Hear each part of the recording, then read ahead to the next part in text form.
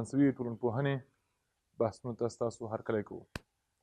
له تخنیکي همکارانو نړۍ مننه، هم زموږ وخت ضایع کوي هم زحمت باسي. ډېر تشکر. موږ د فرانسوي ټولنپوهنې په سلسله کې د دوو مشخصو بحثونو چې یوې د جامعه شناسۍ یا د فرانسوي ټولنپېژندنې لومړني کلونه وو، مقدماتو باندې بحث وکړ. بیا تر هغې وروسته د اګوست کونت په ټولنیزو افکارو. بل ضمیموي بحث مو د اګوست کونت په نظریه کې سیاسي او اقتصادي شننه وه، یو څه کومکي او ضمیموي بحث. نن د اګوست کونت د عمده نظریاتو د وړاندې کولو سره د هغه بحث پای ته رسوو او غواړو د جامعه شناسۍ رسمي پړاو ته ورشو چې راتلونکي لیکچر کې د امیل دورکهایم په عنوان باندې پیلېږي. د اګوست کونت څو مشخص اجتماعي او علمي فعالیتونه وو او د هغې جملې نه د ده د نظریاتو او کارکړنو پورې چې په ده پورې ثبت دي او د ده په اثارو کې شته، په همدغه عنوان یو مفهوم د اثبات ګرایۍ یا اثباتي فلسفې مفهوم دی. د دوه عمده اثار له خپل ځانه پرېښودل چې مجموعي دي د مقالو او لیکنو. یا برخه د اثباتي فلسفې عنوان لري، اثباتي فلسفه یا پوزیټیویزم. نن زموږ بحث په همدې دی. پوزیټیویزم څه دی، څنګه مطرح شو، اګوست کونت یې په هکله څه وکړل او یو څه داخلي جزئیات، ټول شکل او جوړښت د پوزیټیویزم. ورسره زموږ د نن ورځې د بحث په دوام کې دومه برخه د اګوست کونت د ډېرو مهمو او عمده فعالیتونو نه د یو نوي دین ایجادول دي چې په نوم د انسانیت د مذهب ژباړل شوی یاد شوی. په همدغو دوو بحثونو خپلې خبرې نن متمرکز کوو او اګوست کونت سره نور بیا خدای پاماني کوو پای کې. ښه، مقدماتي بحثونه. پوهېدنه د انسان په ژوند کې او د بشر په ژوند کې د ټولو مخکینیو انسانانو لپاره په خاص ډول سره یوه ځانګړې تجربه ده د ژوند. انسان په څه پوهېږي، څومره پوهېږي، کوم ډول پوهېږي، پوهه څه ته وایي، څنګه یې ډلبندۍ کوي او ویشي، دا د اپیستمولوژۍ یا د معرفت پېژندنې یا د پوهنې بحث دی او دا له یو نظره د پاخه شکاکیت سره منځته راغلی دی چې موږ کوم شی چې پیژنو یا ادعا یې کوو چې د یوه پدیدې په رابطه معرفت لرو، دا یې تر سوال لاندې راوستی. له بله اړخه بشپړه او پراخه ادعا دا ده چې موږ انسانان کولی شو د نړۍ پدیدې وپیژنو او په دغه عمده مسیر کې د علم په نامه، د معرفت په نامه، د تجربې په نامه، د منطق په نامه، د فلسفې په نامه او بیلابیل نور مفاهیم دي چې دغه ټوله معرفتي تجربه یې د بشر ویشلې ده او ډلبندۍ کړې ده. دلته د اګوست کونت دپاره هم په مقدماتو کې موږ باید پر دې بحث پیل وکړو چې د موډرن یا نوي علم تاریخ د نظریاتو پورې، د تاریخ په د علم په تاریخي نظریو پورې راګرځي. موږ کوم ډول نظریې د علم د ویشې په هکله لرو مخکې او اګوست کونت ادعاګانو پورې کوم ډول ویشې شوی وي او دی چې کله پیلوي او غواړي اثبات ګرایي مطرح کړي یا پوزیټیویستي مفکوره مطرح کړي، له کومه ځایه پیلوي، کوم ځای یې ورته په میراث پاتې دی، څومره.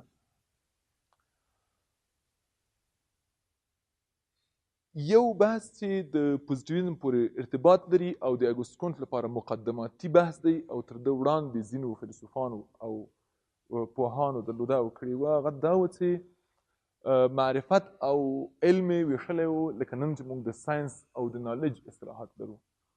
دا په همغه وخت کې هم په 19مه پیړۍ کې هم او په 18مه پیړۍ کې هم، حتی تر دې وړاندې په فرانسه کې د فرانسوي فیلسوف ډېر مشهور دی شکاک رنه دکارت پورې ارتباط درلود. د هغه ویشه او له هغې را دې خوا د آلمان او انګلستان معرفتي تجربې داسې زمینه برابره کړې وه چې د علم په هکله باندې داسې ذهنیتونه وي.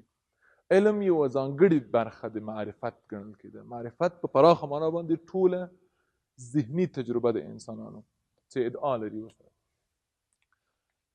علم په نامه چې موږ د ساينس اصطلاح دلته را اخلو د دې مطلب دا و چې ساينس یا علم د معرفت لوړه درجه ده چې که تاسو وغواړئ ټول معرفت وویشئ تر ټولو با اعتباره بڼه د معرفت علم ده د ساينس په نامه چې را اخلو په همدې معنا مستقیمه او دا بالکل د درناوي او د تقدیس وړ ده دا هغه علم دی دا علم هغه بشري تجربه ده او هغه بشري فعالیت دی چې یوازینی او یوازینی ژغورونکی د بشر دی دا اصطلاح په دغه تعبیر سره په 18مه او 19مه پیړۍ کې ډېره زیاته راواټ شوې اصطلاح وه ورسره یو اګوست کونت هم په همدې فعالیت بوخت دی د بشر طرحې چې وړاندې کوي د بشر د ژوند مرحلهیي طرحې غواړي اعتقاد یا باورمندي له تجربې سره بیل کړي یو بل تجربې منځته راغلې نظریې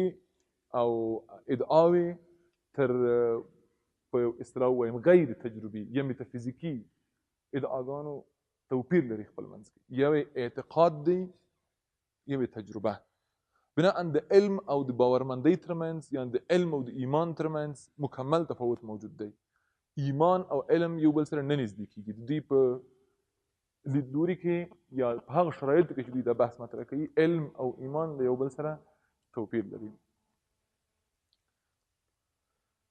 د دوی بله ادعا ده چې اګوست کونت هم تاییدوي او هم مطرح کوي وی دغه څه چې تاسو ورسره ستونزه لرئ په معرفت پورې اړوند او موږ ترې بیلوو چې دغه علم د معرفت علمي برخه یا دغه برخه چې د علم په نامه یادېږي بیخي سپېڅلې ده او انسان سره کومک کوي اساسي ده په دې خاطر چې ستاسو ستونزه حلوي د منتقدینو ستونزه حلوي د دوی له نظره موږ یو بل ډول علم هم لرو چې هغه کاذب علم دی د کاذب اصطلاح په شرقي ټولنو کې او په غربي ټولنو کې خصوصا په شرقي ټولنو کې په یو خاص ډول سره ایډیولوژیک بار لري د ځان سره فکر کوم غربي ټولنو کې هم همداسې ده ځینې تجربې شته چې خالصانه معنا نه لري د همغه پدیدې چې موږ ورته اشاره کوو بلکې د دوی له نظره ناخالصه معنا لري او آلوده ده په ځینو ایډیولوژیکي بارونو او رنګونو په دې خاطر هغه کاذب علم دی هغه صادق یا مستقیم علم نه دی دوی وایي چې موږ باید ډېر حساس اوسو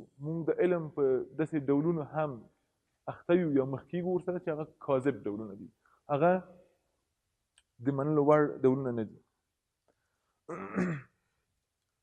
بله مسئله د علم معیارونه دي علم په دې خاطر چې تقدیس کېږي او د درناوي وړ ده د شان سره برابر معیارونه لري هغه معیارونه باید په پام کې ونیول سي او پام کې نیول کېږي د دوی د ادعا د مخې د علم لپاره ځانګړي معیارونه شته ده تاسو یې له کاذب پوهاوي یا ناسم پوهاوي بیلولی شئ او دا امکان پکې موجود دی دغه ټولو خبرو سره تاسو احساسوئ چې ورو ورو موږ یو ډول خاص جزمیت ته ورځو که زه د جزمیت اصطلاح په همدغه ځای کاروم د اثباتي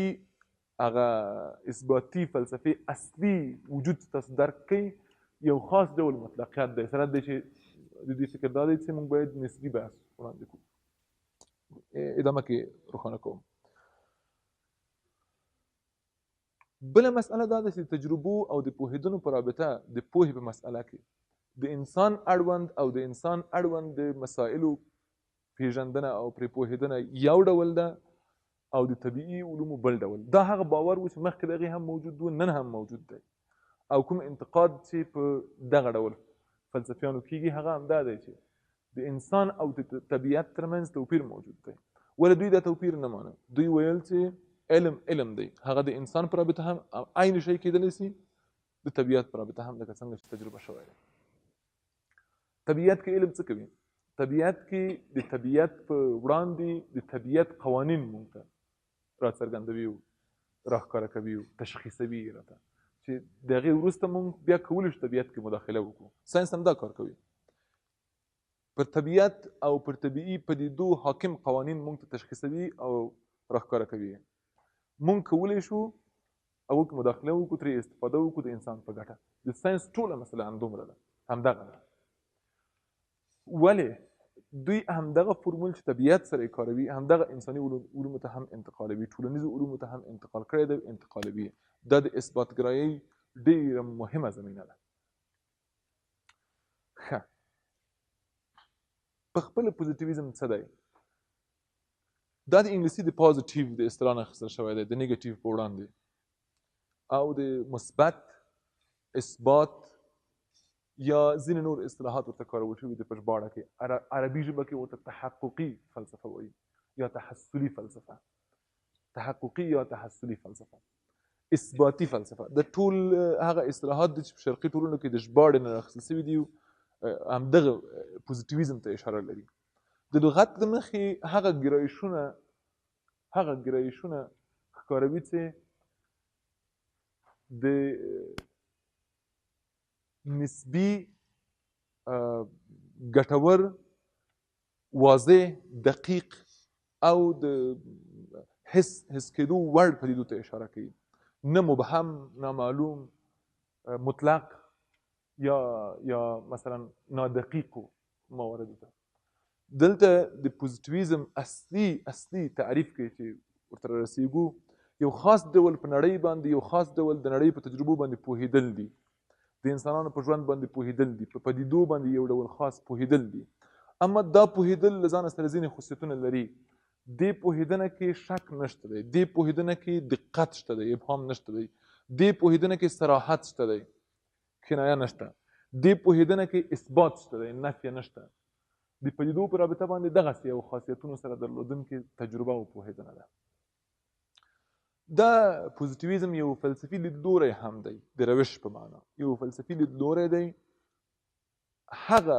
معرفت ته اشاره کوي چې د حسیاتو له لارې نه ترلاسه کېږي او د تجربو له لارې ترلاسه کېږي د پخوا زمانې نه حتما تاسو مخ شوي چېرته چې لوستي دي خصوصا یوناني دوره چې په ټول معرفت یې د تاریخ د بشر باندې تاثیر کړی دی له پخوا زمانې نه څو مشخص موارد پیژندل شوي وو چې دا هر یو سرچینه یا یو امکان د معرفت ګڼل کېده امکان د معرفت دی چې موږ له دغه زاویې یا له دغه محوره یا له دغه ځایه یا په دغه روش کولی شو د نړۍ په هکله باندې وپوهېږو د ځان په هکله وپوهېږو یا پوهه ترلاسه کړو هغه ډلبندۍ د مختلفو پیړیو او مختلفو جغرافیاو او تاریخي بهیرونو پورې ارتباط لري څرګند دی دا دی چې یو ډول سرچینې د علم لپاره حسیات ګڼل کېږي حس د انسانانو حس کول تجربه کول چې ورسره نږدې موارد دي یو ډول نور انتزاعات ګڼل کېږي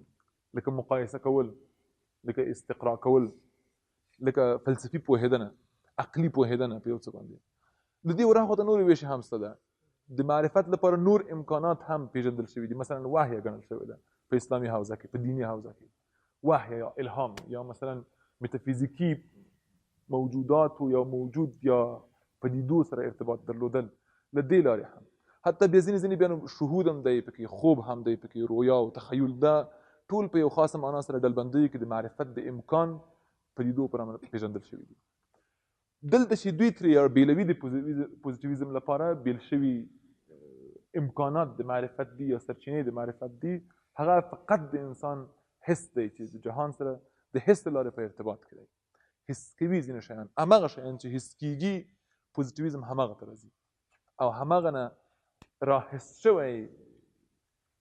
شوې تجربه د پوهې په عنوان باندې تعریفوي تحلیل کوي وړاندې کوي دا د پوزیټیویزم د مقدماتو په هکله اګوست کونت د هغو ټولنپوهانو دی چې د علم او د علمي ټول څیرې چې د ساینس په معنا ده په دغه څیره کې زیات متاثر دی تر له علم او دغه تاثیر د په ټول نظریاتو کې ښکارېږي د پوزیټیویزم ادعا د ټوله څرګند ډول سره ښکاروي چې دی په تجربې په مقایسې په حسیاتو باندې څومره باور لري سره د دې چې څرګند انتقادات په دې هکله همغه وخت موجود و اوس هم شته چې حسیات نړۍ ډېره وړکۍ کوي او ټول معرفت زموږ تر حسیاتو پورې محدودوي هلته چې موږ ډېر نور روشونه د معرفت لپاره درلودلی شو د پوهې لپاره درلودلی شو ولې د دې ټینګار د پوزیټیویزم د بنا جوړولو لپاره پر حسیاتو باندې دی اګوست کونت ځینې پوهان لکه دلته چې نومونه لیکل شوي دي دوی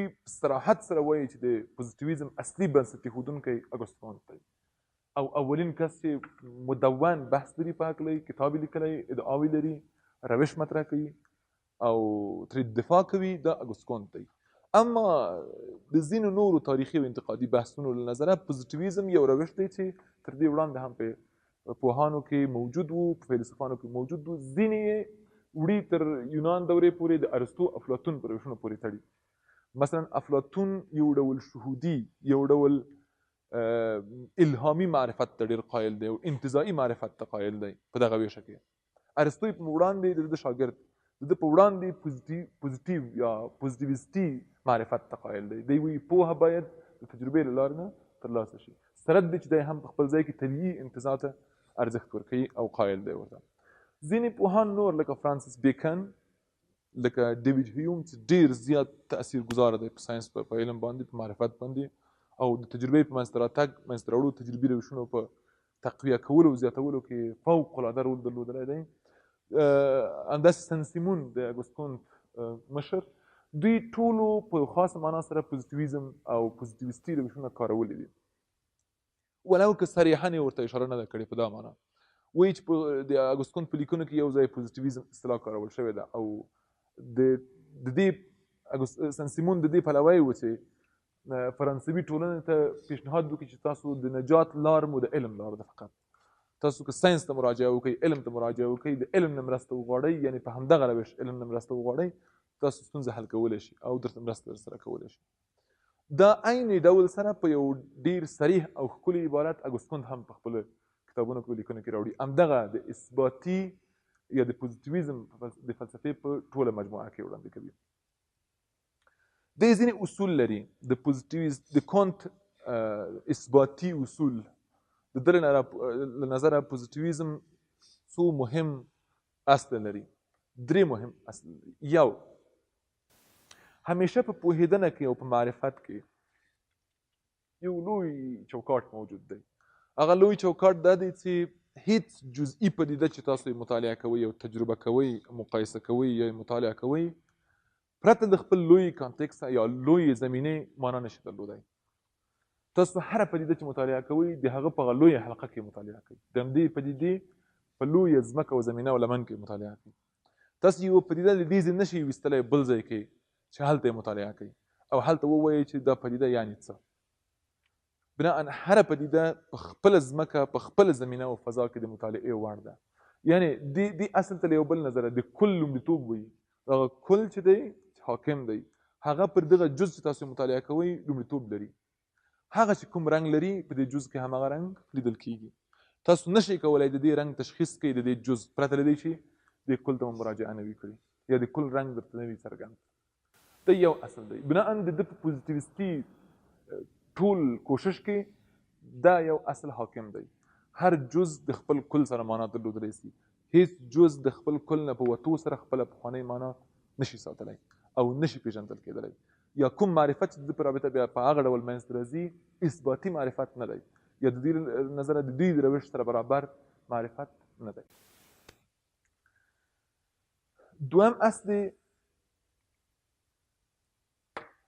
د پوهې تاریخي مسیر دی. علم په خپله ځانګړی تاریخي مسیر لري، ځکه د دغه درې مرحله‌یي طرحه دې پورې جالبه رابطه لري.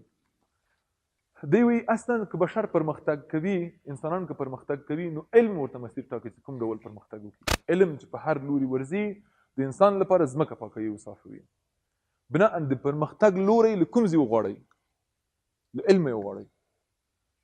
که غواړئ د انسانانو د پرمختګ مسیر تشخیص کوي چې انسانان کوم خواته پرمختګ کوي، کوم جهت روان دی بشر، تاسو د اثباتي علم نه مرسته اخیستلی شئ.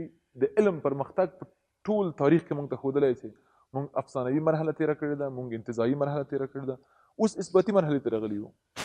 بناء د ده له نظره موږ کولی شو د علم په واسطه د همدغه اثباتي علم د همدغه اصل په رڼا کې پیشبیني وکړو او د بشر راتلونکی مسیر تشخیص کړو چې د دې وروسته کوم خوا روان دی، هغه مرحلې ته چې ور روان دی یا هغه مسیر کې چې ور روان دی کومې ځانګړنې لري او څنګه پېژندل کېږي. دا هم د ده له نظره، د دوی له نظره پوزیټیویستي علم یا د پوزیټیویستي علم یو اصلي کارکړنه هغه ګټه ده چې انسان ته د راتلونکي په رابطه ورکوي. وړاندلیدنه مخکې د اوس وضعیت نه راتلونکي تاسو ته کولی سي تشخیص کی او معرفي کی. بل اصل چې د دریم اصل د دې سره تکمیلیږي د انسان یووالی دی، انساني یووالی. ټول انسانان د دل نظره ځینې مشترک خصوصیتونه لري چې په پیل کې هغه ټولو کې یو ډول دي. بناء ادعا دا ده چې د ټولو انسانانو د مشترکو خاصیتونو په پام کې درلودلو سره ویلی شو ټول انسانان یو ډول دي. ټول انسانان یو ډول دي. کېدلی شي لږ دقت سره د دې مسلې په حساسیت هم پوه شئ، په باریکۍ او ماتې هم پوه شئ چې کوم ځای کې ماتېږي. ټول انسانان یو ډول دي، ځکه خو کولی شئ د همدغه یو ډول انسانانو لپاره مشترک قانون جوړ کړئ، مشترکه برنامه د ټولو انسانانو لپاره جوړه کړئ، یا لږ تر لږه د یوې ټولنې فورمول انتقال کوي بلې ټولنه کې هم تطبیق کړئ.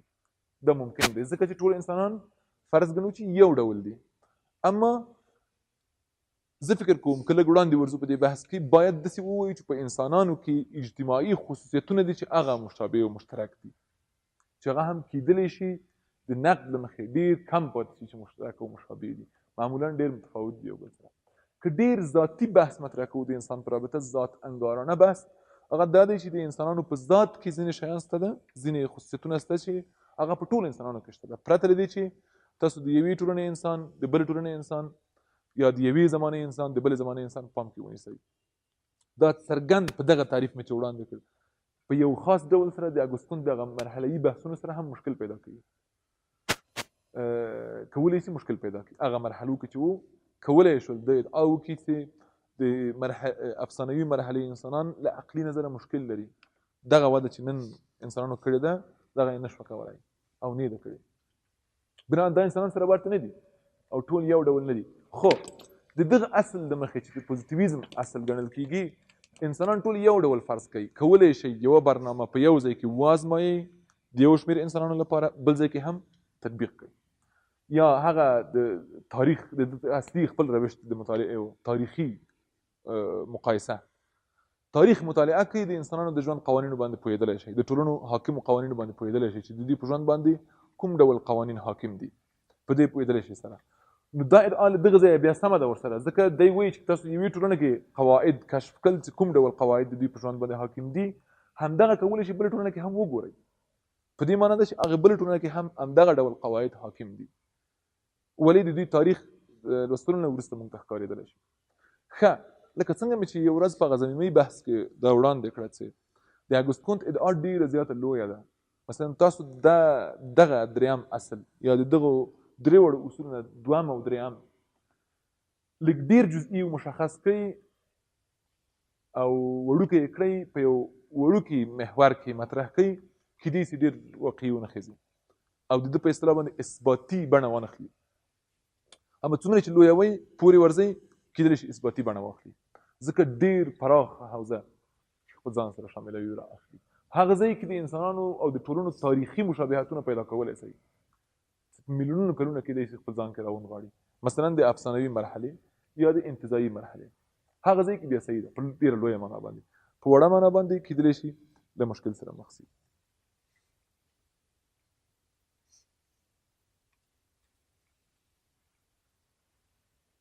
دا ولې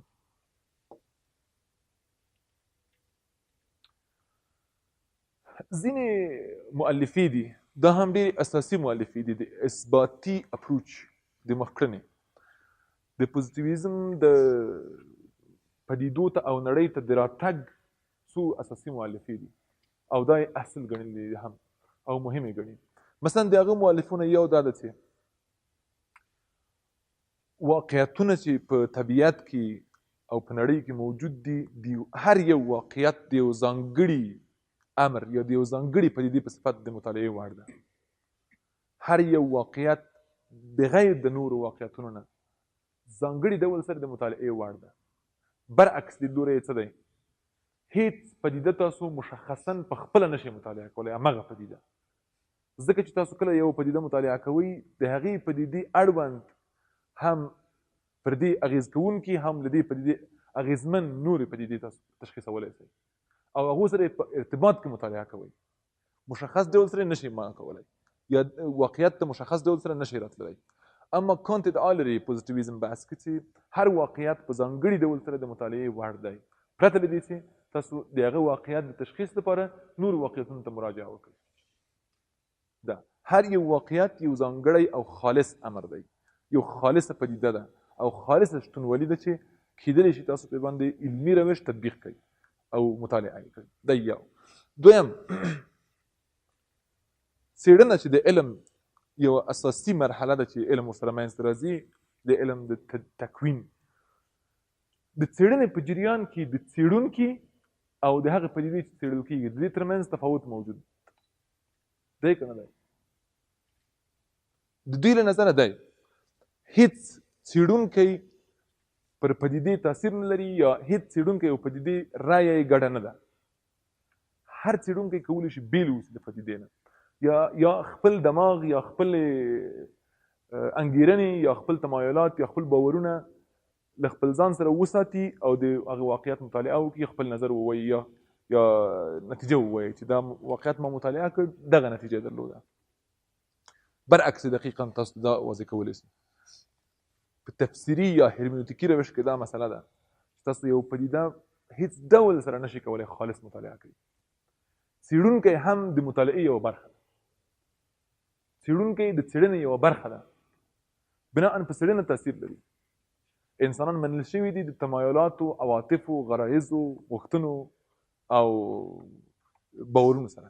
ټول انسانان همداسې منل شوي دي. بناء څېړونکي همداسې باورونه لري. دوی د خپلو باورونو سره برابر او د خپل ذهنیت سره برابر د واقعیتونو په پېژندنه کې مسیر ورکول کېږي، حتی کېدلی شي خپله پوه نه شي یا خپله پوه شي. څېړونکي د خپل د خوښې موارد تحقیق کوي او څېړي. بناء د دې خوښه د دې په دې څېړنه باندې تاثیر لري. کوم علم چې نتیجه کېږي په وروسته کې منځته راځي هغه خالص علم نه دی. د څېړونکي رایه، عواطف، تمایلات او غرایز پکې مطرح دي او تاثیر لري پرې. دقیقاً د اګوستین خبره برعکس ده. دی وایي کولی شي څېړونکی د څېړنې په بهیر باندې اغېز ونه لري، فقط ځانګړې څېړنه وکړي. اثباتي روش همدا دی. فقط د هغه واقعیت سره چې د باندې موجود دی هغې سره تماس ونیسي، ویې پېژني او د هغه په رابطه باندې معرفت منځته راوړي. د هغه په رابطه معرفت منځته راوړي. دا څنګه د خپل ځای خپل سوال لري. مهم روشونه یو مشاهده ده، د څېړنې تخنیکونه دي. یو مشاهده ده یا کتنې، یو نظریه ده یعنې ذهنیت. دا دواړه مقدم و مؤخر دي. په ډېرو بحثونو کې وړاندې وروسته کېږي. د حاکم پاراډایم د مخې چې په علم باندې خصوصا په انساني علومو باندې حاکم دی، یو اساسي توپیر دی. یو پاراډایم چې تر یو ځایه پورې حاکم پاراډایم دی، د دې خاصیت دا دی چې نظریه پر مشاهدې مقدمه ده. څه معنا؟ زموږ ذهنیت مخکې څه باندې پوهېږو او چې غواړو وپوهېږو په یو پدیدې باندې، دغه زموږ ذهنیت په دغه پوهېدنه باندې تاثیر لري. زموږ ذهنیت، زموږ مخکینۍ تجربه او پوهه چې لرو یې له ځانه سره پر هغه څه چې مشاهده کوي پر هغه تاثیر لري، هغه ته شکل ورکوي. یعنې بحث دا دی چې ذهنیت چې موجود دی ستاسو مشاهده خالصه نه پرېږدي. تاسو چې کوم شي ته ګورئ د هغې پوهې په اساس باندې ګورئ چې ذهن کې مو شته. او دا ډېره اساسي مسئله ده. یعنې بیا نشي کولی ادعا وکړئ چې ما خالصانه لیدنه وکړه یا ډېره ځانګړې لیدنه او کتنه مې وکړه، یو واقعیت مې لکه څنګه چې و هماغسې مې ولیده. د دې ادعا بیا نشي کولی، ځکه ستاسو په ذهن کې چې کومه تجربه مخکې نه پرته ده، هغه معرفت ستاسو روش باندې تاثیر لري، ستاسو پېژندنې ته شکل ورکوي. هغه پوهه چې تاسو د واقعیت نه ترلاسه کوئ د مشاهدې له لارې، هغه نوره آلوده شوې ده ستاسو په ذهنیت باندې. دقیقاً د دې په وړاندې برعکس دوی وایي چې مشاهده مقدمه ده. هغه څه چې تاسو ګورئ ستاسو په ذهن تاثیر لري، هغه څه چې تاسو ګورئ ستاسو په ذهنیت تاثیر لري، نه دا چې ستاسو ذهنیت په دغه واقعیت کتنه باندې تاثیر کوي. زما خبره باندې پوهېږئ؟ اخلئ هغه څه چې تاسو یې وایئ، هغه څه چې تاسو یې ګورئ، هغه څه چې تاسو په ذهن کې لرئ، دا یو بل سره دواړه خوا تاثیر لري. د پوزیټیویزم چې اګوستین ته مطرح کوي، د دې مسئله دا ده چې برعکس ماټریالیزم ده، واقعیتونه یا مادې د باندې چې موجود دي دا ستاسو په ذهن تاثیر کوي، نه دا چې ستاسو په ذهن په دې واقعیت پېژندنه تاثیر کوي. وم ښه صاحب همداسې ده. دا د پوزیټیویزم یو ډېره مهمه ادعا ده. همدغه ته په همدغه ځای کې میتودولوژیک ماټریالیزم هم وایي، روشي ماټریالیزم. د روش په جریان کې دوی د هغه پوهانو نه دي چې داسې ګوري چې نړۍ په انسان په ذهن باندې تاثیر کوي. یعنې که تاسو وړاندې هم ورځئ باید نتیجه دا وي د لومړیو انسانانو په رابطه یا د ډېرو مخکنیو انسانانو په رابطه چې د هغوی ذهن دغه مادیاتو جوړ کړی و، دغه نړۍ دغه ډول نړۍ وه د دوی ذهن جوړ کړی و. بنا د نن ورځې متمدن انسان چې دغه ډول نړۍ سره مخ ده د ذهنیت د تمدن سره برابر جوړیږي. د نن ورځې نن ټولنې ته یې راوړو. تاسو نه پوښتنه وکړم زمونږ کوڅې سړکونه ښار دا ودان شي مونږ ښاري کېږو او که نه مونږ باید اول ښاري شو بل هغې بیا کوڅې پخې شي جوړې شي تر څو مونږ منظم روش وکړو ښاري چلند وکړو. ښاري چلند څنګه منځته راځي؟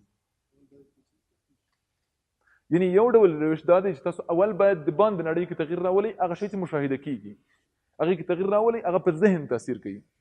خلک د دغه مشاهده شوي پدیدې سره ځان برابروي او پوهه د دوی یا عقلانیت د دوی یا تجربه د دوی چې لاسته راځي هغه د دغه پدیدې نه ده چې تاسو جوړه کړې ده د باندې دغه مشاهدې نه.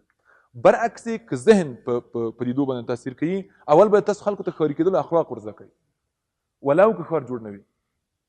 ولو که ښار جوړ نه وي د دې علم ادعا دا دی هغه د دې مقابل کې تفسیري او هرمنوتیکي د هغوی ادعا دا دی چې تاسو اول د دوی ذهنیت ورته جوړ کړئ ځکه دوی بیل ډول واقعیتونو نه تفسیر لري. حتی کولی شي یو ډېر ودان ښار کې غیر ښاري چلند وکړي. اګوستین څه وایي؟ په همدې ښار کې چې نیمه ودان دی موږ ډېر کسان لرو چې د دې واقعیتونو مشاهدونه نه دي متاثر. همداسې ده. صحیح دی؟ دا د علم د روشونو یو بحث دی چې دوام لري. ښه وروستۍ مؤلفه یې چې دلته موجوده ده د ارزښت او د واقعیت توپیر دی. یعنې د اخلاقیاتو او د واقعیاتو هغه څه چې موجود دي او هغه څه چې غواړو د دې ترمنځ توپیر موجود دی. زمونږ تمایل کوم خواته دی، زمونږ باور کوم خواته دی، زمونږ خوښه کومه خواته ده چې موږ څه شی تایید کو یا یې رد کو. له دې سره توپیر لري چې کوم واقعیت تایید شي یا رد شي. بناء هر یو واقعیت په ځانګړې توګه د مطالعې وړ ده او په دې کې مؤلفه دا ده چې تاسو باید د ارزښتیزو بحثونو چې تاسو ورسره خپله علاقه لرئ او تمایل لرئ د هغې ګډاوی له دې سره ونه شي او نه کېږي. څېړنه کېدلی شي غیر ارزښتیزه څېړنه ترسره شي. څېړنه کولی شي محض څېړنه اوسي، فقط څېړنه اوسي. هېڅ څېړونکی دې پدیدې ته چې تاسو مطرح کوئ په دې څېړنه کې څېړونکی مطرح کوي په دې ته شکل ورنه کړي، په باندې تاثیر نه لري لکه څنګه چې هماغه واقعیت ده هماغسې بیان کړي. دا مسله تاسو د قضا په رابطه درلودلی شئ، د معرفت په رابطه درلودلی شئ، د خپلو تجربو په رابطه درلودلی شئ، د خپل ژوند سره په تړاو درلودلی شئ او فوق العاده ډول سره درلودلی شئ. ډېرو ټولنو کې ارزښتونه د ډېرو واقعیتونو مخکې پردې دي. ډېر واقعیتونه موږ د ځینو ارزښتونو لپاره نه شو لیدلی چې زمونږ په ذهن کې، زمونږ په افکارو کې او زمونږ په تمایلاتو کې موجود دي، مونږ ته جهت راکوي او خوا راکوي.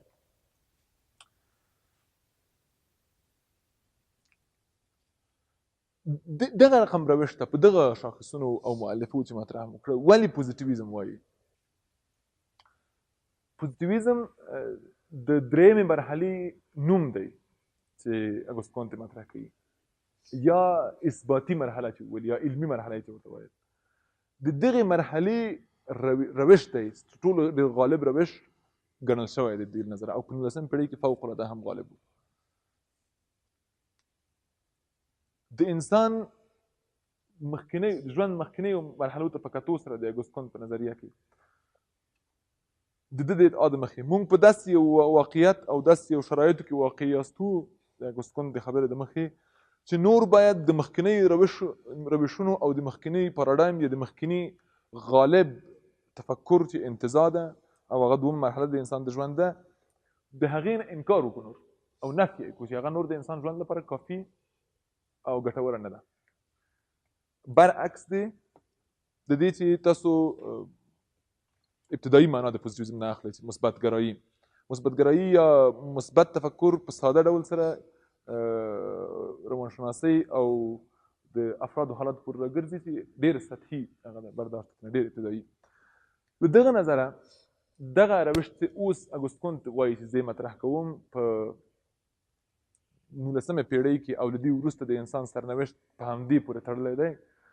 دا روش صراحت لري، دقت لري، واقعیت لري، ګټه لري او امکان د معرفت سره شته دی. دې کې باید تاسو ارزښتونه، خیالات، ابهام، نادقیقې تجربې او دا موارد ګډ نه کوي. دا ډول تجربې او کاذبه پوهه ورسره ګډه نه شي. په دې خاطر دې ته پوزیټیویزم وایي چې دی د خپلې مخکینۍ مرحلې انکار کوي او نفیه کوي او د دغه تجربو چې ما وویل چې علم له دې پس ته باید صریح وي، علم له دې پس ته باید ګټور وي، انسان باید د بیهوده پوښتنو او انتزاعي تفکراتو نه نور راخلاص وي چې خلاص دی. بناء هغه مخکیني روشونه ټول نفیه شوي دي، هغه منتفي دي، نور منفي دي، نور د کارولو وړ نه دي. منځ کې څه نه لري چې انسان ته یې ورکړي.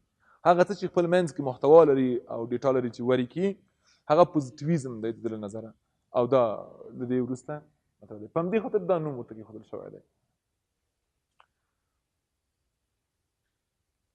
د پوزیټیویزم کارول په ټولنیز ژوند کې او په ټولنیزو علومو کې دا هم مسئله ده. اوس تاسو دغه اصولو ته چې د پوزیټیویزم په رابطه کلیاتو کې وایو او اشاره مو وکړه، دې ته که تاسو پام وکړئ چې مثلا واقعیتونه په ځانګړي ډول سره پېژندل کېدلی شي. څېړونکی له موضوع بیل دی، مثلا هر واقعیت کولی شي د ژوند لپاره معرفت ورکړي او ګټور واوسي یا صراحت ولري یا دې ته ورته نور دا عین شی چې د طبیعت په هکله باندې مطرح کېږي، د طبیعي پدیدو په رابطه ویل کېږي، دا د انسانانو د ژوند په رابطه هم ویل کېږي. د انسانانو د ژوند پدیدې هم په همدغه روش مطالعه کېږي او که نه کېږي. او دا کېږي چې سړی راوړي یا د دوی د پیشنهاد د مخې امکان لري چې په ټولنیزو علومو کې وکارول شي دا روش. حال دا چې د اګوست کونت ادعا خو مکمل هم دا ده چې بشپړ ډول سره تاسو طبیعت او د طبیعي علومو روش انتقال کړئ ټولنیزو علومو ته. آیا واقعا انساني موجودات او طبیعي موجودات په لویه معنا کې انسان هم طبیعي موجود دی چې د دوی ادعا هم دغه د یوې تیږې مطالعه د یو انسان مطالعه یو ډول یو روش سره کېدلی شي او که نه شي کېدلی. اما په دې خاطر چې کمیت او کمي بحثونه مطرح دي، کمیتګرایي یا کمیتواله د دوی اصل دی، په دې خاطر سره ممکن دي. دا مثلا تیږه هم تاسو تړلی شي، انسان هم تړلی شي. دا د دواړو په رابطه باندې صدق کوي. دوی همدغه ځای نه شروع کوي. اما دا چې مثلا تیږه غبرګون ښودلی شي که نه شي ښودی، حال دا چې انسان غبرګون ښودلی شي، په دې کې بیا توپیر موجود دی. دا نور روشونه په همدغه حالت منځته راغلي دي. دوی د عینیت په نامه باندې یو اصطلاح لري، عینیت. نړۍ ویشل شوې ده په ذهن او په عین. هغه شیان چې واقعیتونه دي د باندې، عین عربي کلمه ده، سترګو ته ویل کېږي، او هغه څه چې لیدل کېږي، مشاهده کېږي د باندې. دا ټول چې موږ ګورو دا پدیدې زموږ د ژوند د عینیتونه دي. اما د عقل او د علم او د تخیل او د احساساتو، د خوښۍ او د غم او د قانون او د دې شیانو په رابطه شک موجود دی. دا واقعا عیني پدیدې دي که نه دي؟ دي که نه دي؟ دا عیني پدیدې دي دا شیان. مثلا عقل عیني پدیده ده که نه ده؟ تجربه عیني پدیده ده که نه ده؟ پوهېدنه، سوال کول، یا دغه ډول پدیدې نورې چې نړۍ کې موجود دي، اخلاق مثلا، دا عیني پدیدې دي که نه دي؟ د دوی بحث هم دا ده، یوه برخه یې تبیین کوي، یو برخه دوی ثابتوي چې مثلا تاسو دغه برخه ته اشاره لرئ، او دا مثلا اخلاقیاتو کې هم همداسې ده.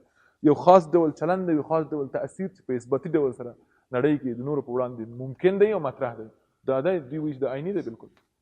په هر حال عینیت د دوی روش دی. تاسو باید هغو پدیدو ته وګورئ او ورسره ارتباط ونیسئ چې د لیدلو وړ دي. هغه پدیدې چې د لیدلو وړ نه دي او عیني نه مطالعه کېږي، له هغو باید عبور وکړئ. او څرګنده واضح وایي چې دا د اثباتي مرحلې کار نه دی چې نور په هغه پدیدو پورې ونښلي چې هغه په سترګو نه لیدل کېږي، عیني نه دي، انتزاعي دي، او د هغه د پوهېدو نه تاسو کومه ځانګړې ګټه نشئ کولی. مثلا د ده نظره افسانوي مرحله کې انسانانو په داسې شیانو باندې ځان بوخت کړی و چې هېڅ ژوند ته یې ګټه نه درلوده، هېڅ ګټه یې ورته نه درلوده. انتزاعي مرحله کې فقط ځان قانع کوو چې کېدای شي ماته ګټه ولري. اما په اثباتي مرحله کې صریحا د هر پوهېدنې نه وروسته دی کولی شي ګټه وکړي. ژوند کې تغیر راځي، ژوند کې صریحا تغیر راځي، د امکاناتو مدیریت کوي او د ژوند لپاره یې کاروي. ښه، ځینې نظریې دي چې راټول شوي دي او اثباتي پاراډایم یې جوړ کړی دی. دا په شپږو اوو ځینې په نهو لسو مواردو پورې راټولوي، راتړي دي. د دې روش دا و چې په 18مې او 18مې پېړۍ کې د پوهانو ذهنیتونه مطالعه کړل. مثلا د همغه دورې پوهانو چې کوم بحثونه مطرح کړي وو، د ده لپاره پوښتنه دا وه چې دا بحثونه دوی د کوم ځای نه د پوهانو مطرح کړي دي، پیل کړي دي. دوی د خپل د ذهن نه شروع کړې ده او که نه د خپل د ټولنې واقعیتونو نه یې شروع کړې ده چې دا ډول بحثونه یې مطرح کړي. په حقوقو کې، په سیاست کې، په فلسفه کې، په ستور پیژندنه کې، په موسیقۍ کې، په نورو برخو کې کوم علوم چې موجود دي هماغه وخت 18مه او 13مه پېړۍ کې پوهانو چې دغه بحثونه مطرح کړي دي، دغه موضوعات ځانګړي کړي دي، دې موضوعاتو ته لومړنی تماس د کومه پیل شوی دی؟ آیا دوی واقعیتونه یا عیني روش کارولی دی، واقعیتونو نه پیل کړی دی، او که نه ذهنیتونو نه پیل کړی دی، ذهن نه پیل کړی دی، د خپلو تخیلاتو د خپل انتزاعي بحثونو نه پیل کړی دی؟ ورته ځواب ته یو ځای پورې ممکن هم وو، تفسیر کې د نظریې ممکن وو، د ویل چې مثلا موږ تر اوسه پورې یا د دې نه وړاندې مرحله کې انتزاعي مرحله کې وو، بنا دوی باید د څه نه شروع کړي وي؟ ذهنیت نه شروع کړي وي، ځکه اوس پس د دې پوزیټیویزم پیلېږي، د ده له نظره اثباتي مرحله پیلېږي، او دې مرحله کې نور هغه انتزاعیات نور نشته. ښه، ځینې دکتورین یا نظریې اول دا د انسانانو په رابطه باندې ډېرې لویې دعواګانې دي. تاسو په خپلو کورنیو کې حتما اورېدلي دي، او د زموږ ځینې ښوونکي هم دا خبره کوي. ځینې متلونه هم شته په دې رابطه چې معرفت ښکاري، عامه معرفت ښکاري چې په ټولنه کې موجود دی. وایي ماشومان چې څنګه روزئ، کوم شی ورته ورکوئ همغسې روزل کېږي. او د دې مثال د دې خبرې لپاره دا ده چې هر ماشوم داسې دی ذهن لکه سپینه لوحه، سپین کاغذ، تاسو کوم شی پرې لیکئ همغه لیکل کېږي پرې باندې چې تاسو وغوښتل لیکل کېږي. یا بیا د همدې مفهوم او مطلب بېلابېلې بېلګې، وایي دا داسې دی، د ماشومان داسې دي لکه چې لون لرګی، نیالګی، تاسو یې کولی شئ کوږ کړئ، کله چې تر څو تازه دی تاسو یې کږولی شئ، تړلی شئ، همداسې پاتې کېږي دا، او کله چې وچ شو بیا کږوو بیا ماتېږي. تاسو کولی شئ دقیق سمبولیکه معنا ترې واخلئ، څه معنا همغه کیسه. ښه، فرض دا دی چې انسانانو ذهن خالي دی، او دا نړۍ او طبیعت داسې هر څه ورته ورکوي.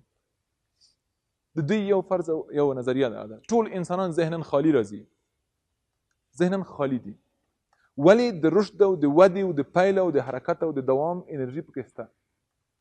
هماغه انټروجیني حرکت کولی شي، دوام پیدا کولی شي، وده کولی شي، تماس نیولی شي. لومړنی علت منل شوی دی، حرکت کولی شي. دا یو نظریه ده.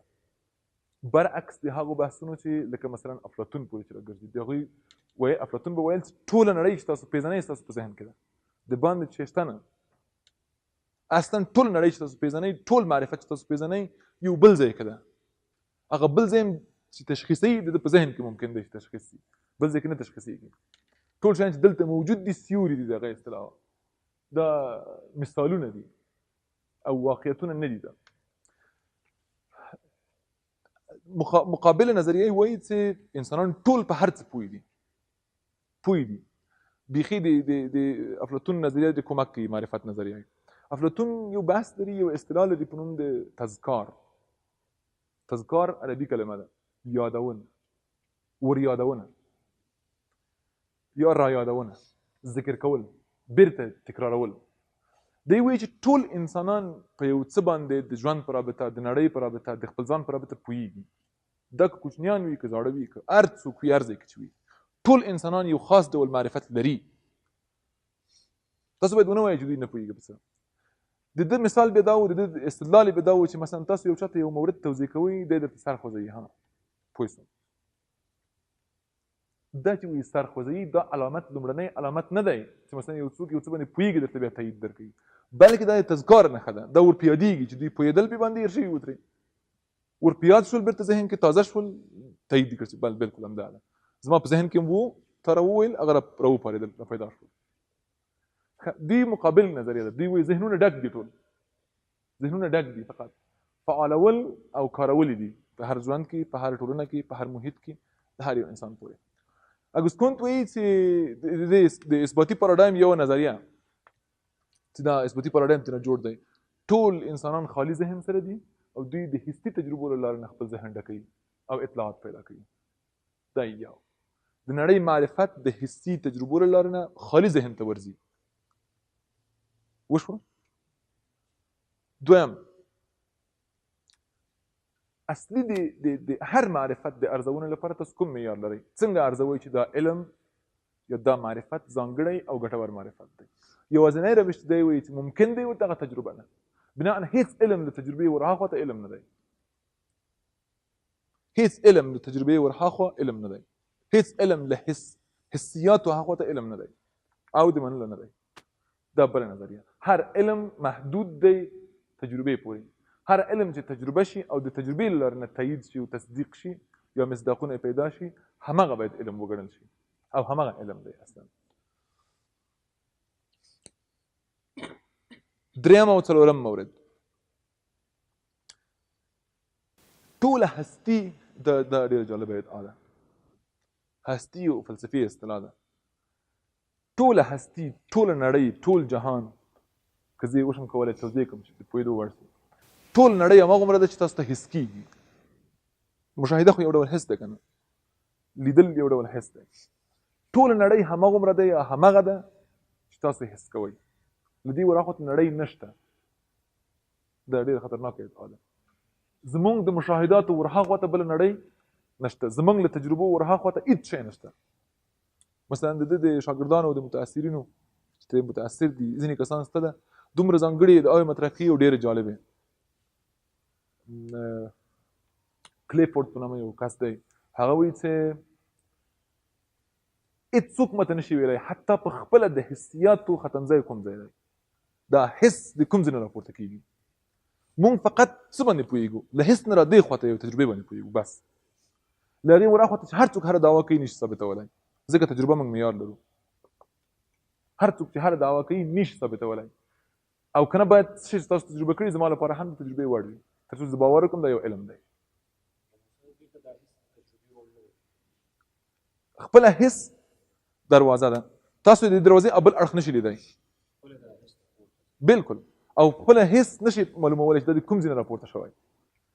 په خپله حس حتی کېدلی شي، بله، د حس ختمځای نشي معلومولی، تشخیصولی نشي، حتی تر دې اندازې پورې چې تاسو خو لا لویې لویې دعوا کوئ، د خپله د حس په هکله باندې خبرې نشي کولی. فقط هغه څه چې موږ ته حس راکوي د هغه په هکله خبرې کولی شو. علم فقط همدا، او نقد بیا همدا دی چې تاسو نړۍ دومره وړکې کړې ده چې د انسانانو حسیاتو پورې راګرځي. بس داسې خو نه، دومره خو نه ده. ښه، علمي قوانین په نړۍ کې او په ژوند کې چې موجود دي، د تشخیص شوو اصلي بیلګو چې د علم په لاس تشخیص شوي دي ډولونه دي، بل شی نسته. په نړۍ کې چې موږ حاکم قوانین په طبیعت باندې او په ټولنه باندې تشخیصوو او په سیګوزو تشخیص کړو، همدغه علمي قوانین دي، همدغه علم کار دی، همدغه ټوله نتیجه ده. ډېر لوی او اساسي کمال د انسان چې د لټونکي انسان او د څېړونکي انسان یا د علم د منځته راوړونکي انسان دا دی چې قوانین د حاکم د انسان په ژوند باندې حاکم قوانین کشف کړي، تشخیص کړي چې دا قوانین او دا د لاسوهنه وکړي د انسان په ګټه باندې برابر کړي. همدغه ټول کمال د علم دی. له دې وراخواته بل کمال نه لري. او قوانین هم همدا دي، علمي قوانین تکراریږي او د ټولو لپاره دي، عام دي. آخري موارد دا دي.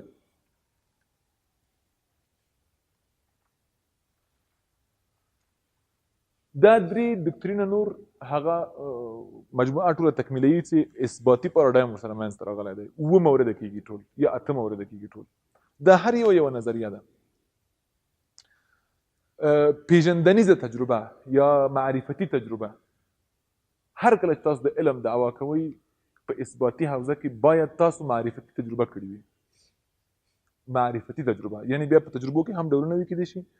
خاص ډول معرفتي تجربه ده چې قصد مو پکې دا و چې یو قانون کشف کړي او روښانه کړي، او قانون باید عام وي، تکراریدونکی وي، د ټولو لپاره د تجربې ممکن وضعیت وړاندې کړي، یعنی د ټولو لپاره امکان د تجربې ولري. نن هم په کمي څېړنو کې همدا وایي چې مثلا یو څوک یو څېړنه کوي، یو څېړونکی خپله موضوع روښانه کوي، خپله پوښتنه روښانه کوي، خپل روش روښانه کوي چې ما په کوم روش دا کار کړی، او خپل سرچینې او منابع روښانه کوي.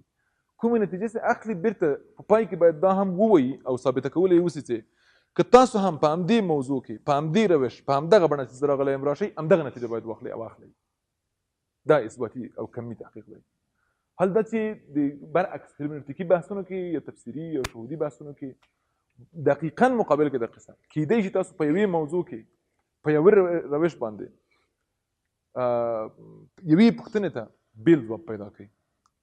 2-15 زره څېړونکو یوه پوښتنه څېړلې وي، مشابه ځواب ورته پیدا نه کړي، بیل ځوابونه ورته پیدا کړي، ځکه چې انسانان د موضوع د څېړنې د موضوع برخې دي او دوی خپل تمایلات د خپل باورونه موضوع کې داخليږي ترې پرته له دې چې خپل یې وغواړي یا که ونه غواړي هم یا که وغواړي هم. بل شپږم مورد هر تجربي معرفت یا هر پوهېدنه یو لکه مخکې چې وویل یو کمال باید دا وي چې موږ ته پیشبیني ممکنه کړي او موږ د راتلونکي په هکله د هرې پدیدې د آیندې په هکله او د هر قانون د آیندې په هکله پیشبیني ولرو او وشو کولی تحلیل کړو چې د دې راتلونکي څه کېږي. دقیقاً په پدیدو کې د علت معلول بحث دی. تاسو نن موږ تاسو ټولو عادت کړی دی عادت مو کړی دی ځینې پدیدې علتونه یې راته روښانه سوي دي دا علتونه د دې ګڼو چې دغه پدیده ورسره منځته راغلی دا معلول دی دا علت له همدغه معلولي ذهن سره پدیدو سره مخ کېږو وپېژنو په همدې ذهنیت مخ کېږو په همدې ډول یې پېژنو. دویم وایي چې تاسو که علت تشخیصوئ په دې خاطر چې دا تکرار شوی او عام قانون دی کله چې علت در تشخیص کېږي معلول هم تر ممکن حده تشخیصولی شي او د علم باید هماغه اصلي او صافه څېره دا وي چې له دې وروسته وضعیت درته پیشبیني کړي یعنې په ژوند کې همدا ډول وکارېږي. آخرین مرحله یې د واقعیت او ارزښت دی لکه مخکې چې ویلي مؤلفو کې هم وه علمي عینیت اصلي لاره ده د علم ترلاسه کولو لپاره. ارزښتیز بحثونه نشي مطالعه کولی جهت اخیستونکي او جهت لرونکي بحثونه علمي مطالعه کېږي نه یا علمي لاسته راوړنه نتیجه نشي درلودی. دا اووه نظریې وي چې د دو جمعه موږ ته د اګوست کونت د اثباتي پاراډایم ټوله څېره ښکاروي. پاراډایم چې وایم معنی یې دا ده چې دی په 19مه پېړۍ کې د دغې پوزیټیویزم نظریې یا بحث دومره په پوهانو او په فیلسوفانو او په څېړونکو تاثیر کړی و چې تر ټولو ډېر غالب پاراډایم و. لږ تر لږه د 90 یا 80 کلونو لپاره ټول علوم د پوزیټیویزم متاثر وو. ټول علوم روانشناسي د انساني علومو حوزه ده جدا روانشناسي ترې متاثره وه. ډېر پوهان په 19مې پېړۍ په وروستیو کې خپل رواني بحثونه د پوزیټیویزم په اصولو باندې درولي وو تجربي اصولو باندې درولي وو او کمي کول یې کیفیت یې اخیستو کمي کوئ اندازه یې ورته ورکوله. حال دا چې بعضې وخت په ځینو څېړنو کې کمي تحلیلونه کیفي کېدلی نه شي کیفي کمي کېدلی نه شي یعنې تاسو نشي کولی حالتونو ته مقدار ورکوئ یا درجه ورته وټاکئ یا عدد ورته وټاکئ په عدد یې نشئ بیانولی رنګ تاسو په عدد نشئ بیانولی په طبیعت کې مثلا ښه دا یو منطق لري له ځانه سره. موږ د ډېر پخوا نه مشهور 2-3 ډوله منطقونه لرو چې د یونان نه تشخیص شوي دي او زه خپله شخصا په ډېر بحثونو کې د یوناني منطق په عنوان پېژنم په دې دلیل چې ټینګار هم پرې ډېر شوی دی او له بله نظره ادعا او بله هم سمه ده تر یو ځایه تقریبا ډېری انسانان چې کله فکر کول پیلوي په همدې منطق پیلوي هغه که یوناني وي که غیر یوناني په همدې منطق پیلوي. یو قیاسي منطق دی تاسو ورسره اشنا یې یو استقرایي منطق دی. یو ډول استقرا ده چې موږ پوهیږو د یو خاص روش سره یو ډول قیاس دی دا یو د بل معکوس دي یو د بل په وړاندې واقع دي. یو د کل نه جز ته راځي یو ساده بحث دی یو د جز نه کل ته ځي.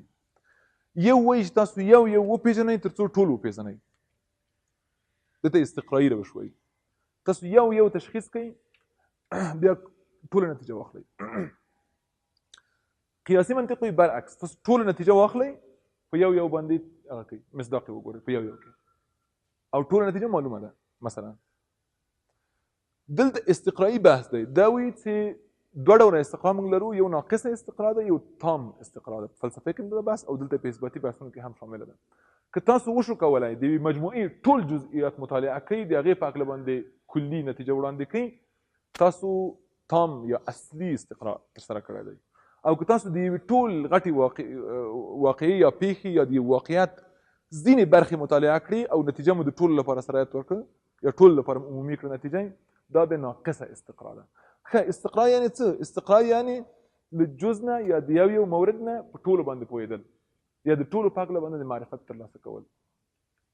تاسو حتما ورځني ژوند کې په ډېرو پیښو کې دا روش عملي کوئ متوجه نه یې ورته ډېر عملي کېږي. 2 نفره سپین کالي چې په خوب کې درته درسي فکر کوئ چې قصه هغسې ده. یا مثلا 15 نفره چې ګیرې خریلې وي تاسو ته دوکه درکړي دروغ درته ووایي تاسو فکر کوئ ټول کسان چې ګیره خري دروغ وایي. همدا استقرایي منطق دی. ډېرو شیانو کې موږ دا عملي کوو. ډېر شیانو کې استادان مثلا معمولا په صنفونو کې چې مخ کېږي د شاګردانو سره هغه شاګردان چې بیرته کېني هغه تنبل دي ځکه چې ځینې لیدل شوي دي چې تنبل دي. دا ټولو لپاره څه کوي کېدلی شي یو څوک هغه کې ناست ټول لایق وي او داسې شته. دا استقرایي روش دی. دویم وایي چې تاسو باید استقرایي روش نه استفاده وکړئ او د دې علم روش اصلا د دې تفکر روش اصلا استقرایي دی ځکه مشاهدې باندې ولاړ دی. د نظریې نه شروع کوي د واقعیت نه شروع کوي اغېزې نه شروع کوي ذهن نه پیروي نه. څو ډوله استقرایي منطق دی چې دلته ښودل شوی دی. مثلا دا په علمونو کې عملي کېږي. عمومي کول د نتیجې تعمیم یعنې عمومي کول د نتیجې څېړنو کې ډېر زیات دا رواج لري. تاسو مثلا د ټول محصلین په افغانستان کې مثلا کېدلی شي 3 لکه محصلین ټول ولرو. 3 لکه نه موږ مثلا لاسرسی لرو 1000 کسانو ته. د 1000 کسانو په هکله باندې د درس ویلو د روشونو او د شخصي مهالویش د پوهنتون لپاره لري د هغې څېړنه کوو نتیجه اخلو عمومي کوو ټولو لپاره. وایو چې د 3 لکه محصلین په افغانستان کې د خپل زده کړه کې دغه مشکلات لري یا دغه سهولتونه لري. صحیح دی. دا عمومي کول د نتیجې دا یو ډول. علي استدلال اسانه معرفت دی چې د یوې پوهې لپاره یا د یوې تجربې لپاره یوې نتیجې لپاره تاسو استدلال تشخیصوئ. په دې خاطر چې فکر کوئ چې د ټولې پوهې لپاره تاسو استدلال کولی شئ. د هر نتیجې لپاره تاسو استدلال وړاندې کولی شئ او علت ښودلی شئ. هر شی خپل علت لري. هر پدیده یا هر معلول خپل علت لري. دې کې هم یا مغالطه ده یا یو واقعیت موجود دی چې هر علت معلول هم دی خپله په ټولنیز لحاظ باندې ځکه د یو بل شي نه خپله راپیدا شوی دی. یو بل علت په اساس خپله منځته راغلی. ښه فلسفي بنبست دی دلته ګیر نه شو. بل تمثیل مثال راوړل. د مثال روش هم د پوهې لپاره کارول شوی دی. ډېر زیات کارول شوی دی. مثلا موږ چې مثلا وایو یوه برخه بیلوو د ټولو نه د کلیاتو نه یوه برخه بیلوو یو فرض کوو په هکله باندې او نتیجه اخلو. دا هم د استقرایي روش یو مورد دی یو ډول دی. او د پیشبینۍ امکان. پیشبیني اصلا په استقرایي روش کې ممکن دی. په استقرایي روش کې ممکن دی چې وروسته کې یو ډېر جالب مثال هم وایم په همدې پورې اړوند چې یاداشت کې راغلی و. تاسو څنګه پوهیږئ چې مثلا د یو علت نه چې همیشه فلانی معلول منځته راغلی دی له دې وروسته هم کېږي؟ کوم ځای نه پوهیږئ؟ همدغه همغه پیشبیني ده چې علم کوي او یعنې یو ډول تکیه ده په هیڅ باندې اما ادعا ده ټوله چې ادامه کې واضح کېږي. دا مثال دی. معمولا زموږ څېړنې هغه ښې څېړنې چې نتیجه لري استقرایي روش باندې وي او ذهني فلسفي او ډېر انتزاعي بحثونه د قیاسي نه ډېر استفاده کوي. مذهبي بحثونه هم قیاسي روش نه استفاده کوي.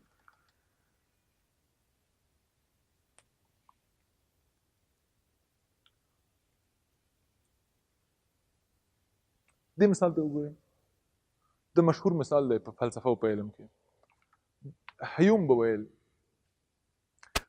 چې تاسو هره ورځ سهار ګورئ چې لمر راخیږي. بیا ادعا کوئ چې سبا ته هم لمر راخیږي. د کوم ځای نه معلوموئ؟ صحیح دی هره ورځ راختلی. کوم ځای نه معلوموئ چې سبا هم راخیږي؟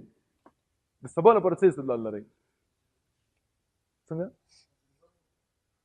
دوی خو صحیح دی اوس دوی وایي تجربه اما تجربه له خپل ځان راوتلې سبا نتیجه څنګه تاییدولی شي؟ تجربه خو هماغه څه تاییدوي چې هماغه وخت شوي دي. موږ وویل که نه نن موږ ولیده چې لمر راوختو دا تجربه شته.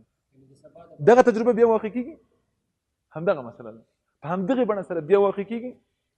بلې موږ خو بیخي پیشبیني کړې ده د سیستمونه د ګرده پیشبیني کوي سبا ته په 6 بجو 2 دقیقو باندې لمر راخیږي.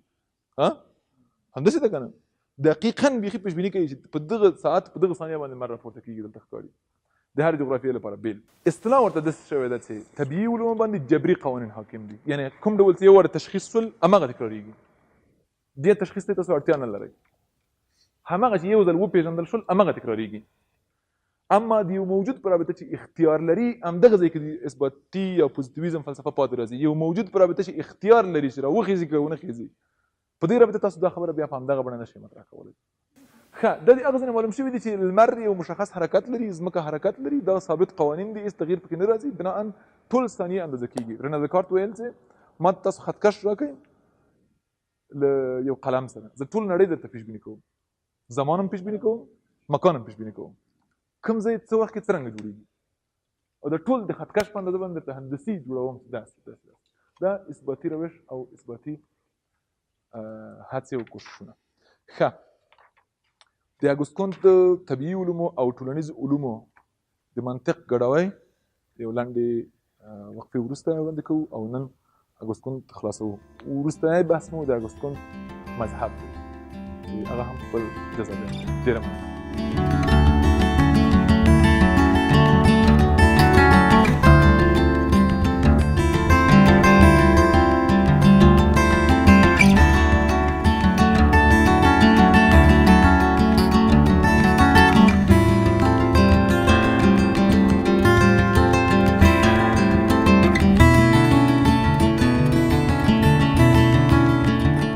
یو ځل بیا سلام، بیا هم ستړي مسئ، روژه هم قبوله.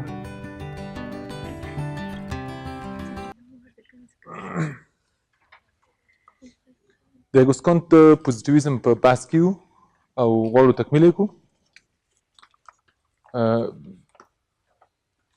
پوزیټیویزم موږ وویل چې اګوست کانت کېدای شي وړاندې هم د ده اصول مطرح وو او هغه نظریې چې دا ټول پاراډایم جوړ کړی دی مخکې هم مطرح وي، اما دا راټولې کړې په دغه معنا سره یو ادعا ترې جوړه کړه. د ده تر ټولو ډېر څرګند او اساسي کار په دغه ټول بحث کې یا همغه منځنۍ نقطه یوه ادعا ده.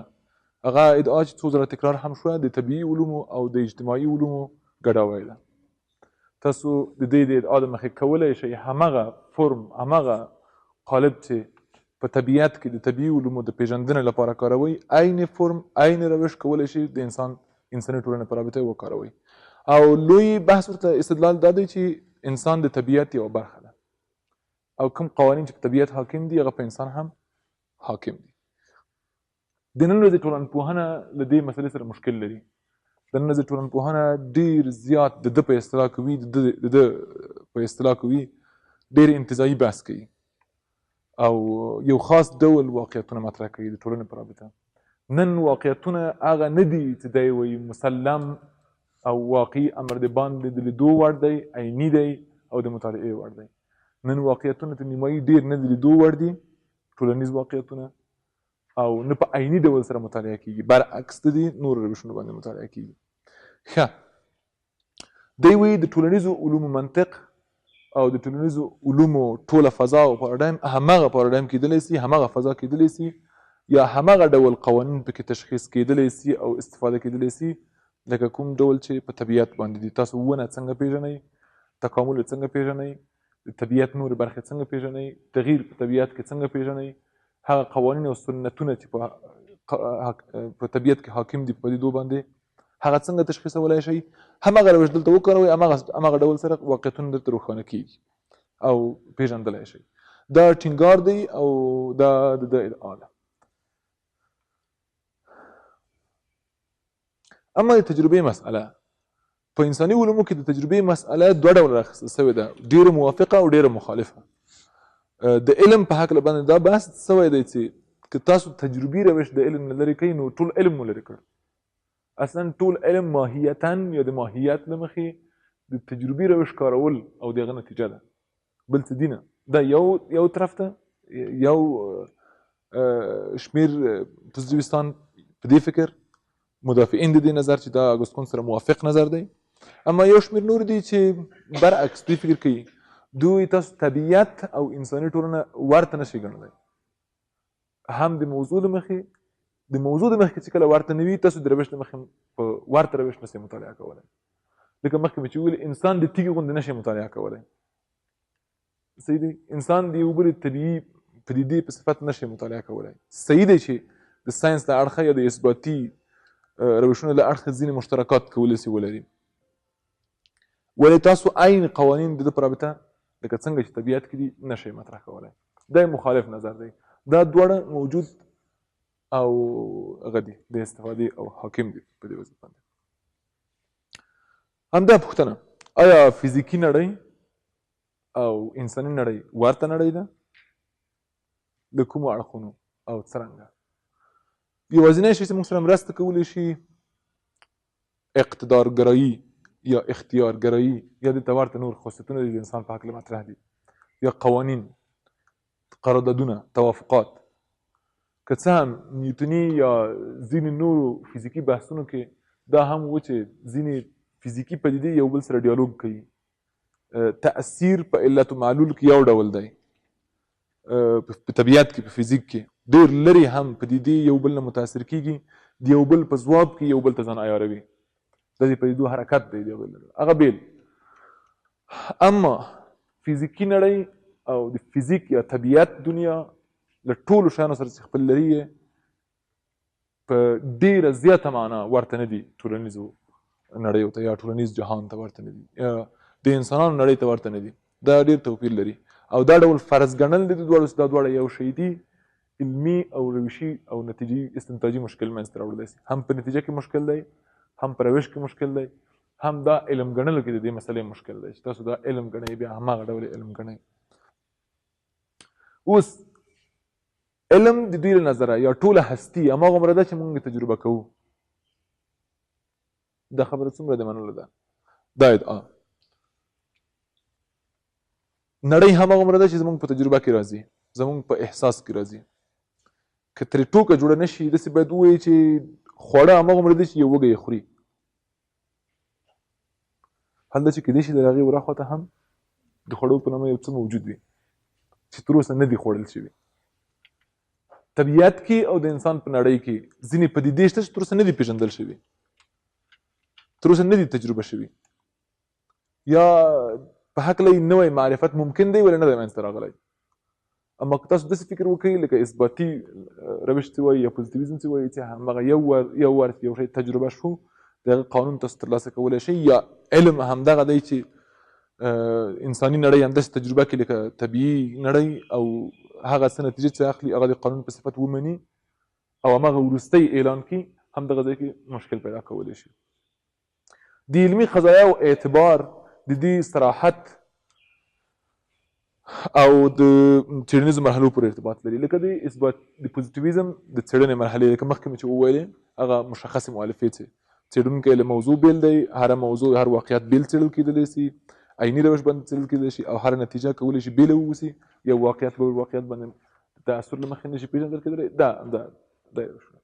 بناء د علمي قضایاو اعتبار او د یو پدیدې علمي ګڼل یو تجربې پورې ارتباط لري او د تجربې په حاشیه کې یو تجربې پورې اړوند هغه عناصر او فورمونه چې تشخیص شوي دي په اثباتي علومو کې همدغه دي. د دې د مخې موږ کولی شو فکر وکړو چې فلانۍ قضیه علمي قضیه ده او په نړۍ کې موجوده ده، تجربه شوې ده او اثبات شوې ده.